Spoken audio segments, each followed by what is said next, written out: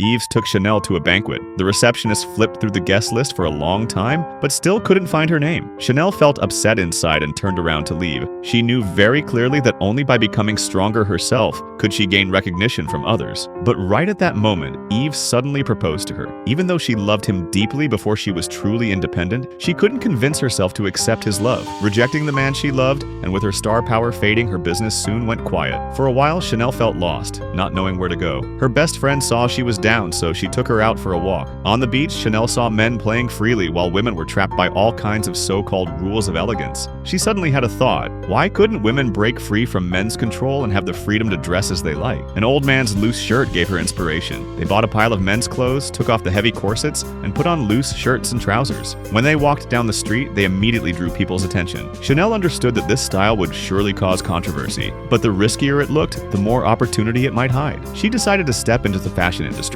At that time, World War I was about to break out. Yves, once retired, had to return to the battlefield. The turbulent times did not shake Chanel's determination. She and her best friend moved to the seaside town of Deauville, where they rented a small shop for a low price. Soon, Chanel's first clothing store opened. Back then, many French socialites fled there to escape the war. But without their servants, they couldn't manage to put on the complicated traditional gowns by themselves. Chanel noticed this problem and designed simpler dresses, replacing heavy fabrics with softer ones. These clothes were easy to wear and comfortable, and they quickly became popular among women. But in the eyes of men, such outfits seemed improper. The criticism did not discourage Chanel. Instead, it made her pay more attention to details. Since she wasn't good at sketching designs, she tied a belt around a mannequin and directly draped fabric on it to create outfits. She even boldly shortened skirts, allowing women to finally show their legs. This fresh style broke away from tradition and was loved by women. As the war grew more intense, the demand for Chanel's clothes increased, and her business thrived. She never stopped moving forward.